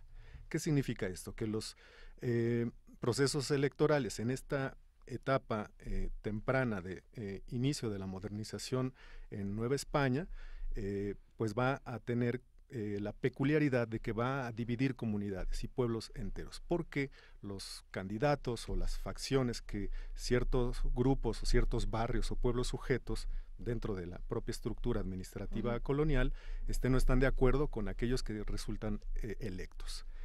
Eso a primera vista puede resultar un tanto común, usual, pero en realidad es más complicado, más complejo de lo que se supone, porque ocurre que las funciones que deben de cumplir estos gobernadores ya para este periodo están, digamos que, involucradas con tareas que van más allá de las cuestiones administrativas. Involucran la vida económica, la vida comercial y desde luego lo que en su momento se le dio en llamar el repartimiento de mercancías, que va a tener una vida un tanto azarosa, pero en la práctica va a estar funcionando en distintas regiones indígenas. ¿Qué era esto? Era una manera de incentivar el comercio en las localidades. Entonces, controlar el gobierno indígena significaba ser el intermediario en tanto gestor de recursos y al mismo tiempo como para distribuir tareas, mercancías y administrar económicamente todos estos recursos que llegaban a los pueblos indios. Hay, a ver, una tensión originaria que es un sistema de organización política y social que ya existía en los diferentes pueblos de Mesoamérica, en nuestros diferentes pueblos originarios, y que se ve violentado por la llegada de los españoles y que se tiene que ir a lo largo de todos estos siglos, se tiene que ir refinando y todavía no se acaba de volver del todo terso, ni se acaba de aceitar del todo bien. ¿Cómo ha sido en la historia? O sea, hubo primero una dominación, o sea, ¿qué es lo que ha ido cambiando? Claro. Han ido cambiando, desde luego, que diferentes actores y diferentes situaciones, vamos a decirlo así, históricas en lo concerniente a, como decía hace un momento, a la demografía, a el territorio, a la necesidad del uso, por ejemplo, de los recursos naturales, entiéndase por esto aguas, bosques y todo lo que allí tradicionalmente se viene explotando. Eso por un lado. Por otro lado, es interesante como ir presentando como en esta misma perspectiva histórica que si nosotros avanzamos hacia el siglo XIX, en el contexto de la insurgencia entre 1810 y 1821, la situación va a empezar a cambiar porque llegan diferentes, digamos, en el caso, para hablar estrictamente de las leyes, ¿no?, que comienzan a formularse. Por ejemplo, tenemos ya en 1812 la primera constitución liberal que rige aquí en Nueva España, que es la Constitución de Cádiz. Y esto va a introducir un elemento político muy interesante para replantearse la, digamos, calidad o categoría de súbditos de la corona en una transición a la ciudadanía, en todos los órdenes. ¿Esto qué quiere decir? Bueno, pues es un cambio profundo en términos de las leyes, desde luego. En términos de las prácticas políticas es, digamos, una historia que apenas en los últimos 30 años se está estudiando con mucho mayor detalle. Entonces, ¿qué es lo que ocurre? Resulta que con la eliminación de los privilegios, las prebendas que se han dado en llamar del antiguo régimen y a la llegada de regímenes nacionales republicanos, esta situación va a ser lo más interesante desde el punto de vista de cómo se van dando estas transiciones en la cultura política de antiguo régimen a una nueva cultura que algunos autores presentan como de modernidad republicana, y en este paso, en estas transiciones, a veces de manera muy acelerada, pues van ocurriendo estos cambios en donde, por ejemplo, ciertos autores nos presentan la idea de que los pueblos indios, las comunidades indígenas, van a empezar a manejar un bilingüismo político. ¿Qué significa esto? Que bilingüismo político, okay. Exacto. Eso significa que van a estar asumiendo, entendiendo, asimilando las nuevas instituciones republicanas, pero al mismo tiempo sin abandonar las prácticas políticas de antiguo régimen, digamos, ¿no?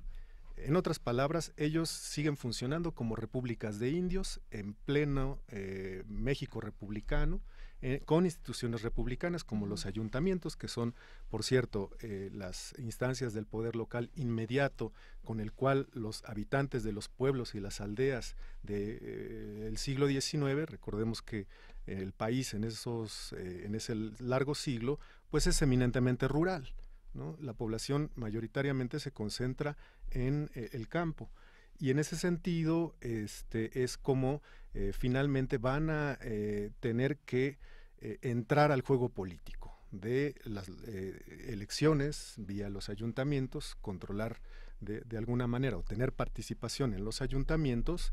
Tiene que ver desde luego con lo que venía ocurriendo en el último tercio del siglo XVIII, esto es participar de la administración de recursos y lo que ello implica, no solo impartición de justicia, sino recursos sobre todo. ¿Las ideas de independencia permean el pensamiento de poder indígena en esos años? Sí, por supuesto. ¿Sí? Hay casos muy interesantes. Por ejemplo, el que más he estado estudiando últimamente tiene que ver con el papel que llevaron adelante los insurgentes en la zona del Totonacapan, en Veracruz, particularmente en Papantla. Es muy interesante la historia de la insurgencia allí porque curiosamente los insurgentes no toman las armas inmediatamente con el grito de Dolores en septiembre de 1810, sino van a tardar un par de años en 1812 y se levantan en armas, y a lo largo de 1812 y hasta 1820 van a estar prácticamente enclavados en la selva. Ahora ya es una región ecológica devastada por diferentes procesos productivos, pero en esta época es selva. Y entonces ellos hacen cosas muy interesantes. Por ejemplo, montan directamente en la selva, muy alejados de los centros de poder económico, político, comercial, criollos y mestizos, pues sus campamentos. ¿Y allí qué hacen? Resulta que ellos, por muy, digamos, paradójico o asombroso que resulte, están permanentemente comunicándose y teniendo contacto y conocimiento de todas las publicaciones que emite el gobierno virreinal, pero al mismo tiempo las gacetas insurgentes. ¿Esto qué tiene que ver con lo que me acabas de preguntar, Miguel Ángel? Pues tiene que ver mucho, porque resulta que en los documentos que se van generando a lo largo del periodo de guerra de independencia en la región, vemos que van incorporando poco a poco conceptos como la idea de que ellos son americanos, ¿sí? Una idea bastante, digamos, frecuente en los documentos insurgentes de la época, la idea de que hay una distinción con respecto a la población española, la idea de que ya al final del periodo de la guerra van a estar apelando a las instituciones constitucionales, a la Constitución de 1820, por ejemplo, como la fuente de legitimidad política para poder apelar derechos, ¿sí? Entonces, desde luego que sí hubo una, diríamos, plasticidad bastante interesante a lo largo de estos años. Y el siglo XIX es una historia más o menos parecida. Desde luego que podemos seguir hablando de algunos ejemplos, pero el que más se me tengo presente pues es de la insurgencia en el Totonacapan. ¿Y qué tanto prosigue? Porque hay una idea de distinción fundamental, ¿no? Hay una idea de no todos, o sea, que viene desde la independencia, ¿no? La independencia, la conquista, perdón, se concibe como un proceso de separación, ¿no? Los que ya estaban y los que llegamos, y entonces nosotros llegamos a traerles la verdadera fe y a llevarnos lo que podíamos. Y entonces, ¿cómo sigue esto? ¿Cómo sigue esta línea y cómo se manifiesta políticamente, ¿no? Esto, no sé si a eso se refiere a la idea del bilingüismo político, de seguir una regla, de elegir con qué reglas me quedo de aquellos que son distintos a mí y qué reglas conservo. Ciertamente tiene que ver con esta idea que señalas. A ver, es como, puesto en otros términos muy llanos, los pueblos y las comunidades siempre han entendido las reglas del juego político, ¿sí? Reconocen de dónde emana la autoridad. En su momento, esto es durante los 300 años de dominación colonial, reconocieron que el rey era la instancia más alta. Bueno, la más alta, desde luego, con esta idea cristiana, pues era Dios, ¿no? Y sus representantes en la tierra, ¿no? Pero finalmente reconocen las instancias. En el periodo, en la ruptura que se da en el sistema político, que es francamente pues un periodo bastante interesante para estudiar estos cambios de la guerra de independencia, hay una problemática seria para poder reconocer legitimidad a los regímenes republicanos, ¿sí? Sin embargo, esto ocurre muy rápido, o sea, a eso me refiero con esta plasticidad de la cultura política de estos actores sociales, porque ellos saben enseguida que, por ejemplo, los ayuntamientos hay que pelearlos vía electoral y luego con las armas, ¿sí? O bien los gobiernos regionales también. Hay un acercamiento, hay un reconocimiento de que finalmente las reglas del juego político de un régimen antiguo a uno moderno, republicano, que está en un proceso largo de formación a lo largo del siglo XIX, valga la redundancia, pues va a ir cambiando, van a irse adaptando a estas nuevas circunstancias y nuevas situaciones. Y es muy claro, participan de los procesos electorales, regresando al asunto. ¿Sí? Sí participan, pero siempre sabiendo, bueno, pero hay cosas que nosotros decidimos por nuestra cuenta. Sí. Ciertamente, como decía hace un momento, ellos siguen ejerciendo los modos, lo que ahora sabemos o conocemos como usos y costumbres o derecho consuetudinario, lo siguen ejerciendo, sigue funcionando. Y hay algunas evidencias documentales, en ocasiones difíciles de rastrear en los documentos del siglo XIX, por una situación peculiar que jurídicamente desaparecen ellos como entidades políticas, digamos, jurídicas en las leyes republicanas. Pues porque todos íbamos a ser iguales. Sí, justamente. A eso me refería con el concepto de ciudadanía. Si estamos hablando de la sociedad de antiguo régimen organizada a través de corporaciones, ¿sí? O estamentos, ¿no? En los sistemas republicanos no vamos a tener esa situación, vamos a tener ciudadanos. Y entonces la idea de la igualdad ante la ley va a estar, digamos, presente en las legislaciones nacionales, estatales, locales, pero que esto finalmente va a representar para tanto autoridades como para pueblos indios o pueblos originarios una dificultad al momento de dirimir diferencias, dirimir conflictos. Sin embargo, eso no será un obstáculo para poder participar de la política. ¿Cuáles son la influencia, las fuentes de estas ideas que tú planteas como unas ideas muy modernas? Porque finalmente después de 1812 prácticamente los insurgentes quedan como perseguidos frente al gobierno republicano, como un peligro para México también. Y estas ideas que se atribuían a Morelos y a Hidalgo de una enorme influencia, más que del iluminismo, como lo ha documentado Carlos Herrejón, más que de las ideas de la independencia de Estados Unidos y de la Constitución. ¿Cómo llegan esas? ¿Cuáles son las fuentes? ¿Es la propia experiencia indígena o sí hay una especie de fuentes en el iluminismo o en las ideas norteamericanas que se difundieron en esas décadas? La fuente más inmediata es prácticamente el liberalismo gaditano.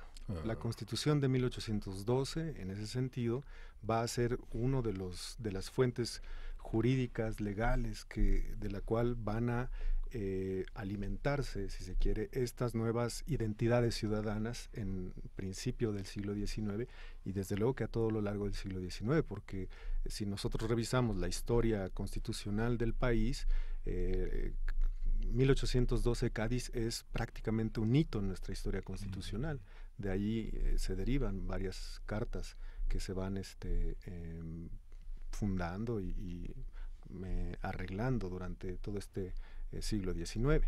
Entonces, una de esas fuentes sería propiamente el constitucionalismo gaditano, como se ha estado documentando en el caso que yo les platico. Y varios de los insurgentes que pelearon contra el gobierno virreinal luego van a ser aliados con los que combatieron, con los antiguos realistas. Es una ironía de la historia, pero así ocurre. Luego se van a pelear y luego se van a reencontrar, dependiendo del régimen del cual se trate. Por ejemplo, la primera república federalista, pues vamos a ver en juego en la década de 1820 a estos actores, Vicente Guerrero como el más conocido que tenemos presente, disputando la presidencia de la república en 1829, ¿no? Y otros más a lo largo de este periodo, ¿no? ¿Y después qué pasó? Porque siglo digamos, XX. Siglo XX. Hagamos un salto salvaje y vayámonos al siglo XX. Y bueno, por supuesto que lo más memorable, digamos, que lo que viene a la mente es 1994, los zapatistas diciendo nosotros tenemos otras formas de organizarnos y queremos que se nos reconozcan, pero ¿qué pasó antes? Digamos, no estuvieron dormidos durante 94 un siglo, años, sí. ¿no? y de pronto emergieron. ¿Qué estuvo sucediendo? ¿Qué se estuvo moviendo ahí, Carlos Santander? Claro, hay que tomar en cuenta que en ciertos aspectos de lo que mencionamos acerca de la cultura política no cambian tan rápidamente y otros sí. Uh-huh. Me voy a referir por un momento a qué es lo que ocurre después de que se logra una cierta estabilidad política en el país en el siglo XIX, porque las prácticas que tienen que ver con las elecciones y con lo que se conoce como digamos lo que nos convoca ahora, los usos y costumbres seguirán funcionando, pero con un contexto político distinto. Hablemos, por ejemplo, del largo periodo del gobierno del general Porfirio Díaz. Uh-huh. ¿Qué es lo que ocurre ahí? Porque, recientemente se han estado trabajando cuestiones sobre historia electoral, asuntos muy interesantes, y entonces, ¿qué es lo que pasa? Resulta que se tiene la idea de que todas las elecciones fueron fraudulentas, de que todas las elecciones han sido manipuladas. Y eso en parte es cierto, pero hay que entender cuál es como la lógica sobre la cual se basa esta manipulación desde nuestro punto de vista democrático, entre comillas, de finales del siglo XX y principios del XXI. digo democrático porque, bueno, yo relativizaría esto. Lo importante detrás de cada reelección durante el gobierno de Porfirio Díaz tiene que ver con las negociaciones, lo que está en medio, lo que está en juego entre los distintos actores locales con las autoridades, ¿no? Llamémosle los prefectos o aquellos personajes políticos o jefes políticos cuyas figuras van a desaparecer en el siglo XX, pero que ya están acá en el siglo XIX funcionando, porque no es lo mismo quedar como del bando que llevó a ganar a la elección local, estatal y federal, entiéndase Porfirio Díaz, o no estar dentro de ese carro electoral, digamos, ¿no? Los que están dentro de ese carro electoral tienen mejores posibilidades de negociar lo que sea, prácticamente, ¿no? La simpatía política, desde luego, tiene que ver con cargos que luego van a irse rotando, y ahí entonces es cuando vemos nuevamente en funcionamiento estos usos y costumbres. El periodo ya para entrar al siglo XX de revolucionario hay digamos una interrupción allí, pero tal parece que cuando se empiezan a reconstituir las fuerzas políticas regionales en el país, resulta que, como bien se sabe, van emergiendo los llamados caciques regionales, o estos personajes que o bien durante la guerra de la revolución o incluso desde antes ya tenían presencia política en sus regiones de influencia. Piense, por ejemplo, en los casos de San Luis Potosí, en los casos de Guerrero, Veracruz, en fin, hay diferentes casos. Resulta que esta situación que ya se veía en el gobierno del general Díaz, pues viene nuevamente a traerse. Esto es, el manejo de clientelas políticas, ¿no? Y esto finalmente va a ser una constante a lo largo de la historia política y de la cultura política del siglo XX, con, digamos, la tónica del corporativismo desde el Estado mexicano y el unipartidismo, que será dominante durante buena parte de la historia del siglo pasado, a partir más o menos de la década de 1930, ¿no? Y toda la manera en que fueron organizando los gobiernos las clientelas políticas. Me gustaría, si estás de acuerdo, dejarlo aquí y seguir con el siglo XX y el XXI, porque además ahorita trae Miguel Ángel una publicación que habla del caso de Marichuy como una derrota. Y yo como una derrota. Estoy tan segura. Entonces, estaría bueno que en un día que no sea miércoles, porque es el día que tienes clase, te agradecemos mucho que hayas movido tu Gracias clase. Por venir. Y agradecemos a tus alumnos que... Sí, yo también se los agradezco que te desde hayan acá. Dado en préstamo. Entonces, bueno, un día que no sea miércoles, la próxima semana seguimos con siglo XX y XXI, ¿te parece bien? Carlos Santander Ontiveros. Muchísimas gracias.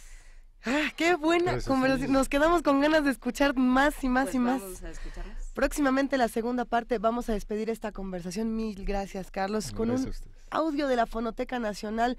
Gracias a nuestros queridos amigos de la Fonoteca Nacional por hacer esta recuperación tan profunda y tan rica de lo que pasa en nuestro país. Esto va sobre la lengua quiligua de Baja California. Venga. Este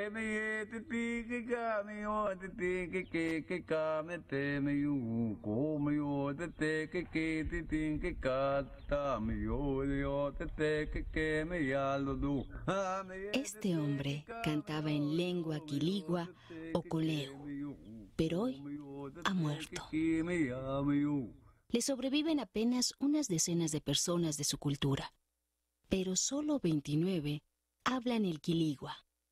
29 personas en todo el planeta. Lenguas indígenas en peligro de extinción.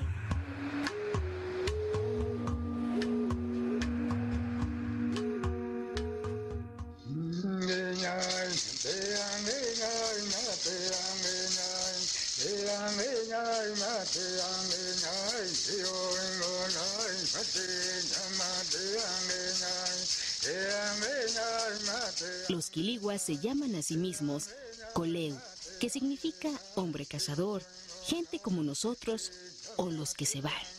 Ocupaban una extensión muy grande en el estado de Baja California. Hoy son apenas un 100. Los que no se han dispersado hacia las ciudades están confinados en menos de 27 hectáreas en el municipio de Ensenada.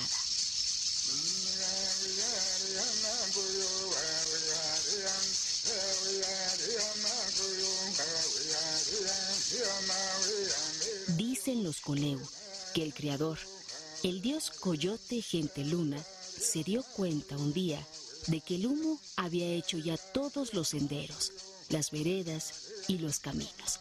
Se puso muy contento y tuvo ganas de cantar, pero no tenía acompañamiento. Entonces sopló dentro de un trozo de su propia piel para formar una sonaja. Como no había guijarros, se metió dentro de él mismo. Así tuvo su sonaja y cantando creó el cielo.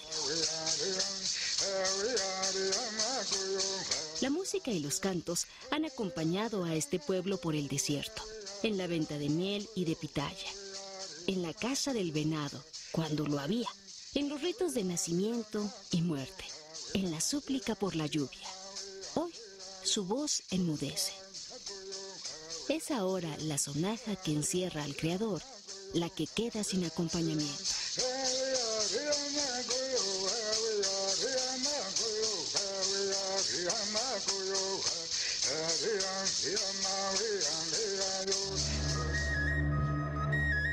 Conservemos las lenguas indígenas de México.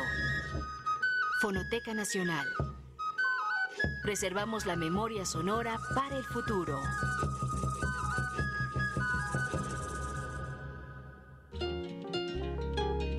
Primer movimiento.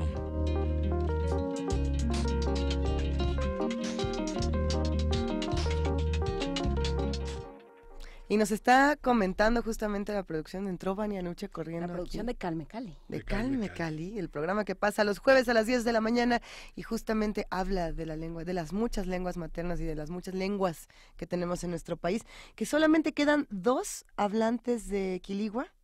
Solo 2. La nota se va a compartir en redes sociales, en @PMovimiento, para todos los que quieran saber un poco más. Pero por Twitter tenemos más notas, querido Miguel Ángel, y tenemos regalos. Tenemos 4 boletos. 4 boletos. 4 boletos para Pumas contra Lobos de la Benemérita Universidad de Puebla. Es decir, los lobos WAP, los licántropos y los pumas se enfrentan. Son para el miércoles 21 de febrero, hoy a las 21 horas, y hay que venir por ellos ya. Ya, es decir, se van para las 2 primeras personas que nos llamen y nada más que no, porque nos tuiteen, no, Twitter, antes de que digan que dijo Luisa que su mamá, que no sé qué, es por Twitter, @PMovimiento, a las 2 primeras personas que nos escriban y que realmente se puedan comprometer a venir en un ratito por ellos para que no se queden aquí los boletos solitos en el cajón. Por lo pronto nosotros ya casi nos vamos, pero tenemos una importante llamada, querida Juana Inés, querido Miguel Ángel, para ir cerrando con el tema del día de hoy.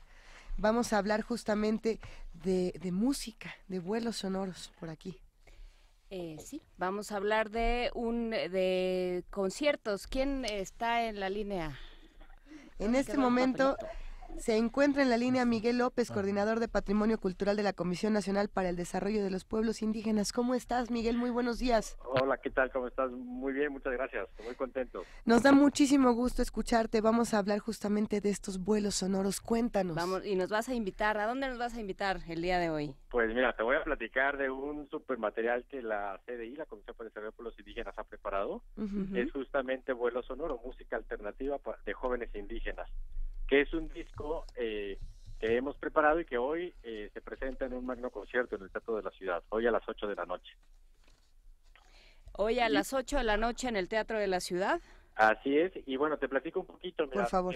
La CDI, bueno, ya sabes, entre algunas de sus funciones es la promoción y la preservación de la cultura de los pueblos indígenas, y en este caso, pues es muy interesante porque estamos apoyando a muchos jóvenes que fusionan de los sonidos, los cantos, la música tradicional con los sonidos y los cantos y la música contemporánea. Entonces es una fusión muy interesante de música que se refleja en diferentes géneros, como puede ser el rock, el hip hop, el reggae, etcétera, ¿no? Entonces la CDI preparó este disco y hoy lo presentamos, ¿no? Y además, ¿por qué lo presentamos hoy?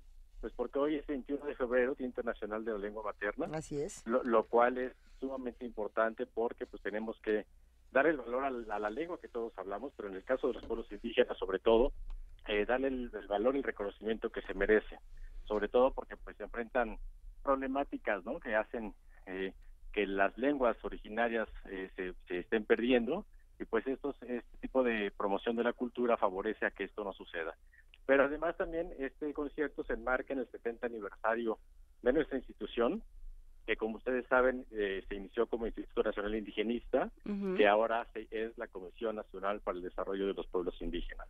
Y bueno, es un evento que celebra muchas cosas. Estamos muy contentos, sobre todo porque estamos impulsando a los jóvenes y a los talentos jóvenes indígenas de este país. A ver, justamente, hablemos de los jóvenes, querido Miguel, porque por ahí, si no me equivoco, va a estar Lumaltoc y Chansanta Roots. Así es. A ver, cuéntanos. El disco lo conforman 12 agrupaciones musicales de todo el país, pero al concierto vienen 4 muy interesantes, como es, por ejemplo, Lumaltoc, que ellos son originarios de Zincantán, Chiapas, y bueno, pues son rockeros, ¿no? Unos rockeros tzotziles buenísimos. Tzotziles buenísimos, que obviamente tocan en su lengua, cantan en su lengua, y pues la proban. Viene Isaac Montijo, y que ellos son de Navojoa, Sonora. Y los Guayums, ¿son los Guayums los que lo acompañan? Y los Guayums, exactamente. Que es un pueblo, el nombre Guayums viene del pueblo municipio de Navojoa. Y bueno, esta banda inició desde el 2015 y también trae una propuesta muy interesante en donde fusionan la música tradicional Yoreme o Mayo con la música contemporánea. También viene Chansanta Roots, ellos son de Felipe Carrillo Puerto de Quintana Roo. Ellos, además de que fusionan la música tradicional maya con el tema del reggae. Entonces hacen una fusión muy interesante, muy padre, muy divertida, muy amena. Y finalmente al concierto también asiste la Murga Jicots, que ellos son del estado de Tlaxcala, y ellos fusionan la música tradicional del carnaval tlaxcalteca con el rock, el folclore de Europa del Este y letras cantadas en náhuatl. Todo esto obviamente tiene como premisa fundamental pues el rescate y el uso de las lenguas maternas, ¿no? Así es, Miguel. Oye, dime algo. Por ahí nos dijo un pajarito que está lleno, que muchísima gente ya está comprando sus boletos y que todavía hay oportunidad de mandar a 5 personas. Tenemos 5 boletos dobles aquí en Primer Movimiento. Sí, gracias. Afortunadamente hemos tenido muy buena respuesta del público, ha tenido una muy buena difusión. Llama mucho la atención esto. Es 100% gratuito. Pero bueno, para Radio UNAM, para su programa, tenemos 5 pases dobles. Las personas que nos estén escuchando y que estén interesadas nos pueden llamar ahí al estudio con ustedes y por supuesto que están invitadísimos y los esperamos hoy a las 8 de la noche. Perfecto, Miguel López, coordinador de Patrimonio Cultural de la Comisión Nacional para el Desarrollo de los Pueblos Indígenas. Te abrazamos y a continuación damos, a ver, los boletos, los 5 pases dobles se van a ir por teléfono al 55 36 43 39. ¿Qué tal que nos digan una de las bandas que va a estar por allá? En este momento ya Miguel nos compartió los nombres de las 4 agrupaciones que van a estar y pues sin duda tendremos que darnos una vuelta porque se antoja como un concierto delicioso. Sí, pues los esperamos con mucho gusto. 8 de la noche, Teatro de la Ciudad. Muchas gracias, Miguel. Gracias a ustedes. Ya están llamando. Muchísimas gracias por esta invitación. Y nosotros ya nos vamos. Ya se nos fue el tiempo. Vamos a hablar a otro lado, nuestra lengua materna. El vuelo sonoro nos está llevando, algunos nos lleva al Teatro de la Ciudad, a otros nos lleva a la transmisión de Radio UNAM. Tenemos muchos programas interesantísimos. Necesitas mandarle un abrazo y un beso a Frank el Jaguar. Frank el Jaguar, ¡feliz cumpleaños! Acabo de ver el tuit y me puse muy contenta. Un gran abrazo, te mandamos todos aquí, todo el equipo de Primer Movimiento. Hay muchos cumpleañeros, por cierto, ya seguiremos platicando con todos, pero además les vamos a dedicar música. A ver, Frank el Jaguar, ¿qué te vamos a dedicar? Vamos a dedicarle de la Murga Xicot, este grupo de Tlaxcala que canta en náhuatl, Tiempo. Tocan hoy, justamente. En vuelo sonoro. ¡Ah, ya dimosle una respuesta! Bueno, una respuesta, ahí está. Con eso nos vamos a despedir esta mañana. Gracias, querido Miguel Ángel Quemain. Gracias, querida jefa de información, Juana Inés de ESA. Gracias a ustedes. Al equipo de radio y de TV UNAM, muchísimas gracias y sobre todo a los que hacen comunidad con nosotros, nos despedimos el día de hoy. Hasta pronto. Esto fue Primer Movimiento. El mundo desde la universidad. Tacal, tacal.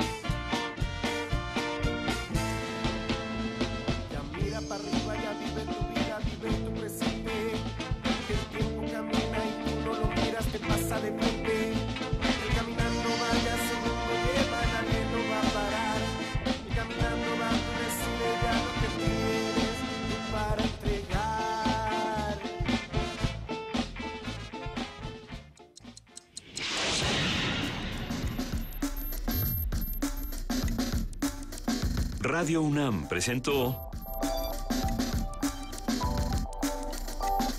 Primer Movimiento. El mundo desde la universidad.